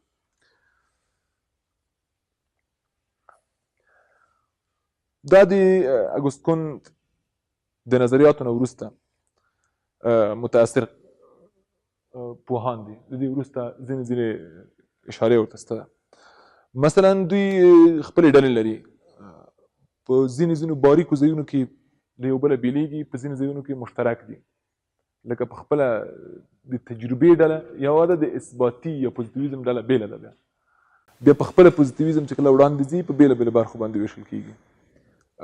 او دا د اګوست کونت نه وروستیو څېړونکو او پوهانو دې روش ته ادامه ورکړې ده. د دې ادعا څه ده؟ که تاسو چې ادعا لرئ د نړۍ په رابطه، د انسانانو د ژوند په رابطه، باید هغه اثبات کوئ چې ومنل شي. هره ادعا چې د اثبات وړ وي هغه د منلو وړ هم ده، علمي هم ده. هغه ادعا چې د اثبات وړ نه ده تاسو نشئ صراحت، دقت، نسبیت او وضاحت ثابت کړئ یا ګټورتیا ثابته کړئ. که دا شی ونسئ کولی تاسو هغه علم نه دی او هغه روش علمي نه دی. بناً هره ادعا چې لرئ هغه باید ثابته کړئ. او دا د ډېرو مهمو ننګونو سره مخ دي داسې بحثونه او نظریات. تاسو پوهېږئ چې د اوس نه موږ ورسره ډېر تاریخي فاصله هم لرو او په دې فاصله کې ډېر نور څه منځته راغلي دي چې د نن زاویې نه چې ورته ګورئ تفاوت لري. د پوزیټیویزم فوقالعاده تاثیرات د 19مې پېړۍ په دویمه نیمایي کې او د 20مې پېړۍ په پیل کې لیدل کېږي. دا په مخکې مې چې وویلې په ټولو علومو باندې تاثیر درلود او ډېرې علمي حوزې د پوزیټیویزم روشونه لري او اخیستي دي او تجربه کړي دي په تاریخي لحاظ هلته په نتایجو باندې تاثیر درلودلی دی په ټوله فضا روحیه اثباتي روحیه د ډېر علومو هماغه دوره کې د دوی په تاثر سره شوې ده د ډېر تاثیر یا اقتدار او د ډېر تقدیس له مخې یا د ډېر احترام او درناوي له مخې چې پوهانو پوزیټیویزم روش ته پیدا کړی دی او متاثر دي ترې په بېلابېلو برخو کې بېلابېلې هڅې ورته سوي دي مثلا یو معبد جوړ سوی دی د پوزیټیویزم معبد یا عبادت ځای همداسې یو بنسټ په 1860 کې لندن کې جوړ سوی دی چې هغه د پوزیټیویزم ګڼل کېږي ځینو پوهان لکه مثلا جورج لویس یو کتاب لري په نوم د مثبته علومو فلسفه د مثبته علومو فلسفه د کتاب عنوان دی د همدغه اثباتي یا پوزیټیویزم د تاثیر لاندې دا جوړ شوی دی دا بحث وړاندې شوی دی دی وایي چې که تاسو یو شمېر مشخص لاملونه او عوامل یا علتونه پیژنئ درته معلوم دي او ښکاري چې دا لاملونه که تاسو وکاروئ فلاني نتیجه ترلاسه کوئ هغه هم درته معلومه ده دا ته ویل کېږي نتیجه اما که تاسو یو شمېر لاملونه در ګرده څېړئ او تر اوسه نه پوهېږئ چې کوم شی ترې نتیجه کېږي هغه ته منتجه وایي دا په علم کې د دې ځانګړی بحث دی ولې دا ټول بحث اصل کې پوزیټیویستي بحث دی د علم او د علم په حوزه کې همداسې کارل پیرسون دا یو کتاب لري د ګرامر آف ساینس د پوهې ګرامر زښت زیات په دغه ټول بحث کې د پوزیټیویستي روح حاکم دی او علم یوازینی اصل ګڼي یا یوازینی لاسته راوړنه ګڼي چې انسان ژغورلی سي او د انسان خوشبختي د اوسنۍ انسانانو په دې کې ده چې د علم په زمانه کې دي او علم سره ارتباط درلودلی شي علم په همدغه معنا چې پوزیټیویزم یې وایي دی وایي چې همیشه مونږ هغه ادعاګانې چې ډېر پوهان مطرح کوي او د اشیاو د پیژندنې په رابطه یې مطرح کوي چې مونږ اشیاو ته نفوذ کولی شو په اشیاو کې او پیژندلی شو د دغه ادعا په وړاندې مونږ کولی شو شک وکړو دا د بحثونو نه ده د کارل پیرسون دی وایي چې هغه کسان چې ادعا کوي چې مونږ اشیا پیژندلي دي او سم مو پیژندلي دي د دوی په ادعا باندې شک وکړئ څوک نشي کولی پدیدو ته منځ ته ورننوځي او وپېژني فقط مونږ د پدیدو سره د باندې نه مخ یو مشاهده کوو او بل له حس او حسیاتو نه پورته هېڅ شی نشته هېڅ ځان مه په تکلیفوئ هېڅ ځان مه په زحمتوئ چې داسې شیان د داسې پدیدو د اثبات کوښښ وکړئ چې له حس او تجربې ورهاخوا دي حتی هر هغه څوک چې دا ادعا لري د خپله ادعا نشي ثابتولی هغه څه چې ثابتېږي له حس راښکته دي او په اسانه سره ویلی شو دنیا هماغومره ده چې مونږ یې احساسوو دنیا هماغومره ده چې مونږ یې احساسوو د دې ورهاخوا ته نړۍ نشته خدای دې وبخي پوزیټیویزم ډېره وده وکړه او په بېلابېلو حوزو کې خپل تاثیرات درلودل د دې ځانګړنه سنجشي وضعیت دی د کمیت او د کیفیت په تفاوت باندې څرنګه بلد یئ کمیت او کیفیت فرق لري یو بل سره د کوم ډول خاصیتونه دي دا خو په فلسفه کې مقولې ګڼل کېږي اما د نړۍ د پیژندنې هم روشونه دي په یو معنا هم ځانګړنې دي هم صفتونه مونږ ځینې پیژندنې او پوهنې لرو یا پوهېدنې لرو چې هغه کیفي پوهېدنې دي د پوهېدونکي او د هغه څه چې یعنې هغه پدیده چې پوهېدل شوې ده او هغه څوک چې پوهېږي د دوی ترمنځ داخلي یوه رابطه شته ده همدلي د حال او د حس او د شتون مشترکه تجربه شته ده د کیفي پیژندنه ده د اشیاو په هکله مونږ کیفي پیژندنه لرو مثلا د ساینس کې هم دا انتقالېدلی سي خو ډېر جنجال برانګیزه تاسو د ګرمۍ یا د حرارت پیژندنه پرته له حس نشئ کولی هغوی سره داخلي هغه نشئ درلودلی یا که درلودلی شئ رابطه نشئ درلودلی کیفي مطالعه کولی شئ که نشئ کولی ډېر جنجال برانګیزه دي دا د کیفي روش استعمالول په ساینسي علومو کې. اما د کمي روش څرګند او واضح دی ځکه اندازه کېږي، سنجش کېږي، مرحله په مرحله یې تعریف کېږي او هماغه د کارت په وینا تاسو کولی سئ هغه خطکش په واسطه باندې ټول اندازه کوي، کوم ځینې پیلېږي څنګه پای ته رسېږي. تاسو انسان په دغه دوو لیدلورو کې پام کې نیولی شئ، څنګه چې پیدا کېږي تر کوم وخته پورې چې له منځه ځي مړ کېږي. دغه ټول عمر کولی شي کمي تحلیل کوي مشخصا د اعداد او د حساب او سنجش له مخې، او کولی شي کیفي تحلیل کوي د کیفیت او د هرمنوتیک په حوزه کې. یو تعبیر د دوی انسان پیژندنه ده، یو تعبیر دی او مشهور شوی تعبیر هم و هغه وخت. دوی مثلا د پوزیټیویزم په دغه ټول پاراډایم کې چې حاکم پاراډایم و، انسان څنګه تحلیل کېده، انسان څنګه یو موجود و. انسان یعنی یو منظم ماشین، د تقلیلي روش هم وایي، د پوهېدنې د لویې برخې نه راکمول او په یوې برخه ټینګار کول، په یوې ډول پوهېدنې یا په یو ډول نتیجې ټینګار کول چې همدا ده. انسان کولی شي ماشین واوسي ځکه چې سنجشي بود لري وجوده، حسابي بود لري وجوده، کولی شي لکه ماشین غوندې چلند وکړي، ولې په مطلق ډول سره نه. له دغه نظره انسان ماشین نه دی، ولو که هر څومره تاسو منظم مطرح کړئ. ماشین په دې خاطر چې تخنیک دی لحظه‌ایي نظم درلودلی شي او انتقالي نظم لري. تاسو ورکړی نظم دی، تاسو کوږ کړی دی او عیار کړی هم دی. انسان د دې په دې حوزه کې چې تاسو مطرح کوئ کېدلی شي انسان هم کوږ شي، عیار شي لکه ساعت غوندې، همدومره دقیق. دا ماشیني نتیجه اخیستل دي چې انسان نه داسې نتیجه اخلي چې دا لکه ماشین غوندې. ټول شیانو باندې تاسو پوهېدلی شئ، اول او اخر ټول درته د علم او د قوانین په رڼا کې روښانه کېدلی شي. مخالف لیدلوری هرمنوتیک برعکس ده. انسان تاسو په دغه ډول پېژندلی نه شئ اصلا. په دې تصور سره انسان سره غلطېږي، په دې تصور چې لرئ یې. انسان هېڅکله د ماشین غوندې نه دی، حتی ډېره لږه برخه هم هغوی هم به افراط کوي خپل ځای کې. دا یو تصور. ښه، په دې تصور کې تاسو ولرئ کولی شي د اګوست کانت د نظریې ټولنه هم پام کې ولرئ چې جوړېدونکې ده. که انسان هر یو انسان کوډ ورکړل سي او عیار سي، هر یو انسان ته کوډ ورکړل سي لکه ماشین غوندې پام کې ونیول سي، کولی شي منظمه ټولنه ولرئ. ځکه هر یو عیاروئ یو منظمه عیار شوې ټولنه منځته راځي. مشکل د دې تحلیل دا دی چې واقعیت سره فرق لري. واقعیت کې هر انسان په دغه بڼه سره یو روش نه کوږ کېږي، هر یو خپل کوک لري او هر یو خپل مسیر لري، خپل انرژي لري.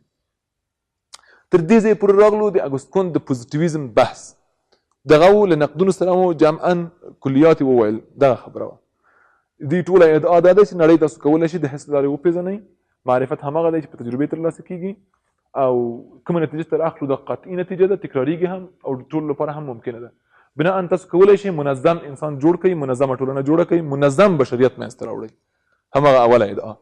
ټوله نړۍ کولی شئ خودکشي کوي او په اثباتي علومو کې داسې انسانان مطرح کوي د اثباتي علومو نه په استفادې سره چې هیڅ غلط حرکت نه کوي، لکه ماشین ته تاسو وظیفه ورکوئ چې باید خپل کار ترسره کړي. تر دې ځایه پورې دا پوزیټیویزم دی. دا د اګوست کونت د محترم اګوست کونت د فعالیتونو نه یو ډول فعالیت دی چې د خپل د عمر یو ډېره مشخصه برخه یې دې ته ورکړې ده او دا بحث مطرح کړی دی. له خپلو جذابیتونو سره، نواقصو سره، تکاملي مرحلو سره او له تاثیراتو سره چې درلوده، نن په دغه بڼه نه ده مطرح او نه منل کېږي. غالب پاراډایم نه دی. وروستۍ برخه اګوست کونت له دې سره چې د پوزیټیویزم ادعا یې درلودلې ده او فکر کوي چې انسان کولی شي لکه ماشین غوندې خودکشي جوړ سي، کوږ سي، عیار سي او دغه عیارېدن نه وروسته تاسو داسې انسانانو سره مخ اوسئ چې هېڅ خطا نه کوي. څنګه نقشه تاسو ورته ویستله په هماغه نقشه باندې لاړ سي وراشي. کله چې داسې یو بحث مطرح کېږي، له دې سره د عاطفي برخې او د ایمان برخې ته پام کوي او پاتې چې راځي په همدې ځای کې پاتې راځي. دین د اګوست کونت دینی بحث دی وروسته کې او نورې ورسره ختموو.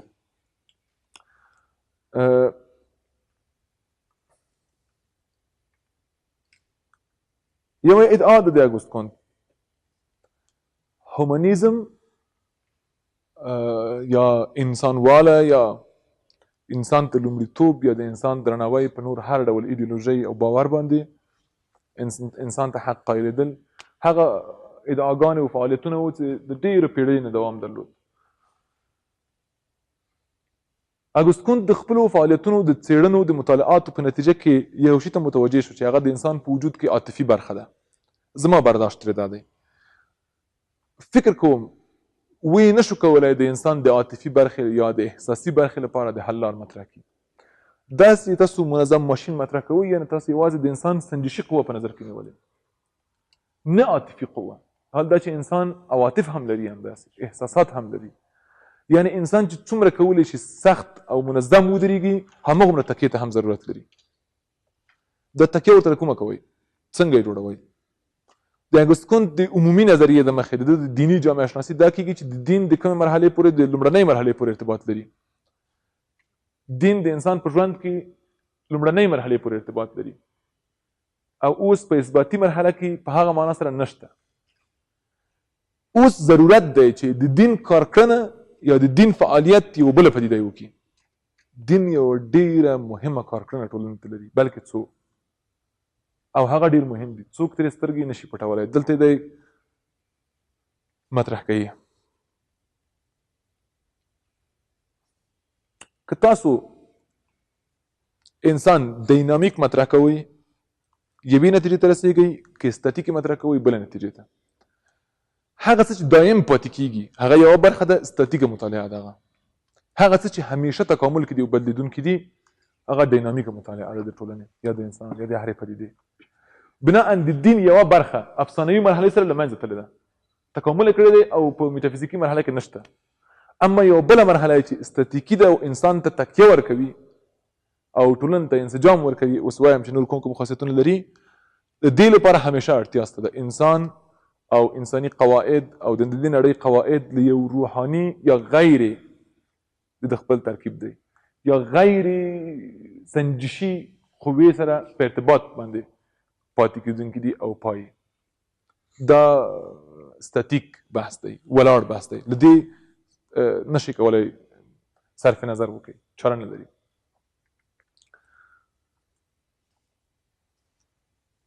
د عقلي هوښیارۍ سره د ده له نظره انسانانو له عقلي هوښیارۍ سره دا وس پیدا کړ چې فکر وکړي چې نور د طبیعت کې د هر موارد چې منځته راغلي دي طبیعي لوی لوی حرکتونه او قوې لیدل کېږي او تشخیص کېږي. دا د انسان له هوښیارۍ سره نور دغه ډول تشخیصونه او باورونه له منځه تللي او ځي. هغه وخت چې افسانوي مرحله وه انسانانو عقلي وده دومره نه وه کړې، په افسانو اسطورو یا نورو میتافیزیکي قوو باندې تکیه درلوده او علتونه یې همالته لټول. په انتزاعي مرحله کې عقلي کوششونه وسول تر ممکن حده او د سبب نظام د علیت نظام کې علتونه تشخیص کړل، علیت نظام کې استدلال کې تشخیص کړل، ذهني چارچوکاټ یې ورته جوړو. په دې مرحله کې انسان د مذهب سره په یو بله معنا راګیر و، اما تر افسانوي مرحلې راکم. ولې په درېیمه مرحله کې هغه د مذهب هغه برخه چې د انسان د تکامل سره تکامل کوي او نور پای ته رسیږي هغه نور پای ته ورسېده. نور مذهب انسان ته له میتافیزیک سره ارتباط نه ورکوي. اصلي تفاوت په همدې کې دی. هغه دین چې اګوست کونت مطرح کوي هغه انسان له خدای سره نه تړي، هغه دنیا کې په همدې ژوند کې ګټورې کارکړنې لري. په دې خاطر مهمه ده. مثلا څو مهمې کارکړنې دا تر ټولو ډېره زیاته مهمه، تر ټولو ډېره زیاته مهمه. دوی وایي ټولنه چې منځته راغلې ده خو په دې بنا منځته راغلې ده چې یو شمېر افرادو یا اقل ډلې د انسانانو، اقل ډلې، وړې وړې ډلې، دوی خپلې شخصي غوښتنې او شخصي تمایلات مهار کړي دي د ټولنې په ګټه.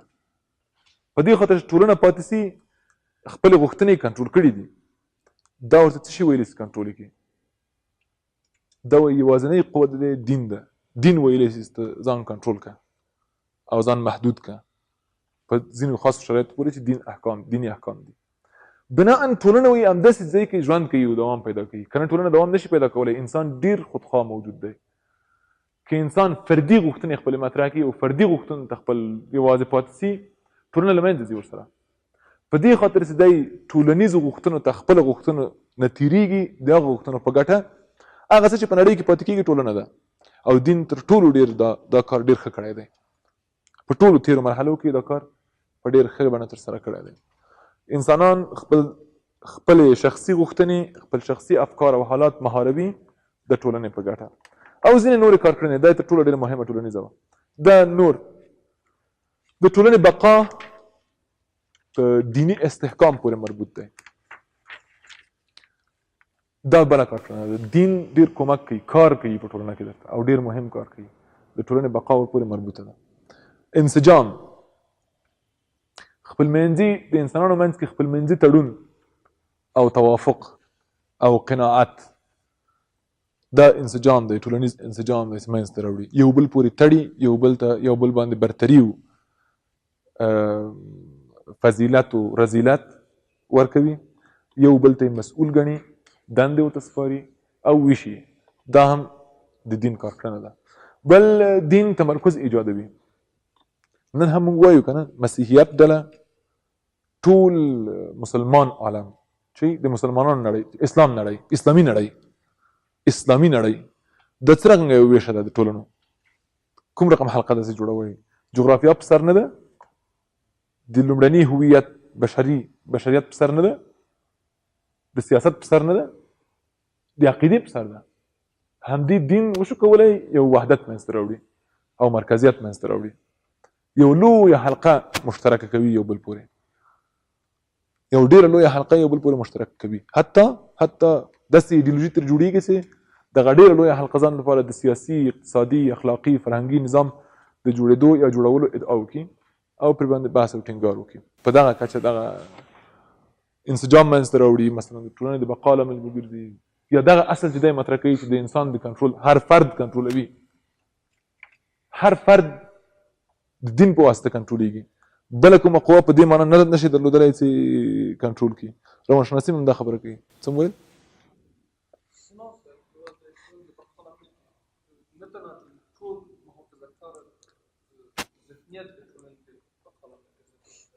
بله صحیح ده. محافظه کار هم په یو معنا سره تاسو علمي ډول سره واخلئ، یعنی دومه معنا سره نه، اوله معنا سره، یعنی یوه ډله چې خپل ځان شخصي ډول سره خپلو مواردو نه تیریږي یا لږ تر لږه تامینېږي په همدې کل کې ورته، ولې د کل طرفداران دي، د ټول غالبي فضا طرفداران دي. بناء همیشه د اقلیت محدودول او د اکثریت په خوا درېدل یو ډول د په تعبیر سره دیني فعالیت سوی دی. او دا دین دا کار کړی دی چې افراد د خپلو غوښتنو نه تیر کړي دي. تاسو خپله غوښتنه مهار کړئ تر څو د ټولو غوښتنه مطرح سي. د انسان عاطفي اړخ یا غیر سنجشي اړخ په پام کې نیول شوی دی. زه فکر کوم د دین زمینه ټوله معمولا دغه ځای کې ده، غیر سنجشي اړخ کې ده. ځکه چې انسان مثلا نور تعبیرونه حتی په همدغه ادیانو کې چې موږ پیژنو په باندې باور لرو، په همدو کې هم د انسان اصلي زمینه دا ده چې یو بل موجود ته چې د ده ډېر قوي وي تکیې اړتیا لري، یا د ده د احساساتو د کنټرول لپاره، یا د ده د احساساتو د ساتلو لپاره، یا د ده ته د مثبت ځواب ورکولو لپاره یو بله پدیده باید تشخیص شي او باید په باندې باور ولري، ایمان ولري. ادیانو بل کار نه دی کړی، همدغې پوښتنې ته ځواب ویلی دی. هر دین چې دی همدغه موږ چې برحق هم ګڼو همدغه ادیانو ټولو. ولې هغه چې اګوستکون ته مطرح کوي دا د مشرانو دین دی. وی بشرولي یا انسانیت په یو خاصه معنا، بشرولي دا په لوی انسانانو یا ستر انسانانو کې تمثیل شوی ده. همغه تاسو تعقیب کوئ. انسانان په همدې حلقه کې دینداره دي، یا همدغه ډول دین دی چې انسانان یو بل سره منسجم کوي او کنټرولوي. دی وایي زه د دین د انساني دین پیغمبر یم، ما خپله منځته راوړی، او تاسو کولی شئ چې په بېلابېلو مرحلو کې خپل ټولنې لپاره دین منځته راوړئ په همدغه معنا سره. دا د انساني مذهب. په دې بله معنا کې تاسو راواخلئ انسان کېږي مذهبي. فکر مو دی؟ په هغه نور ادیانو کې چې تاسو راواخلئ چې پیژنو یې هغه کېږي انسان کېږي مذهبي. صحیح دی؟ ول دلته مذهب کېږي انساني. همدغه دقیق تفاوت دی.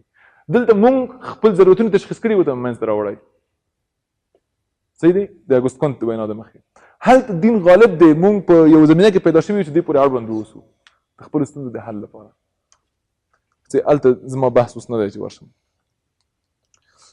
که دین نه وي، که تاسو فکر کوئ چې باید دین نه وي، اګوستکون وایي یو بله پدیده باید ولري چې همدغه کار وکړي د ټولنې لپاره، افراد کنټرول کړي، د ټولنې د بقا زمینه مساعده کړي.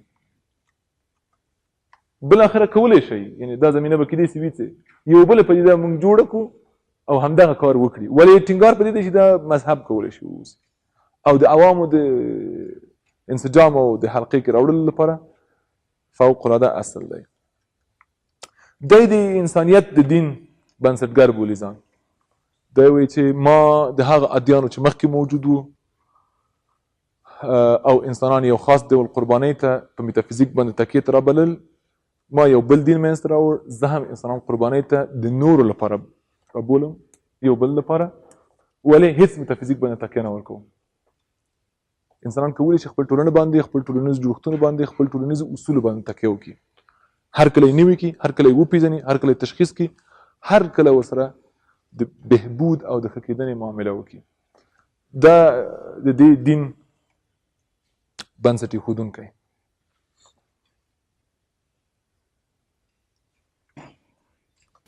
ښه، دا دین کوم ځای کې تمثیل شوی دی، کوم ځای کې تمثیلیږي، څنګه یې واقعیتونه کتلی شئ؟ ستر انسانان وګورئ، مشهور شوي او له ابتدایي حلقې وتلي انسانان، هغه وایي څو شخصي لري دوی؟ علمي دي، یو ادعا لري د علم په رابطه، د دوی معمولا ډېرې ادعاګانې کېدلی شي تایید شي،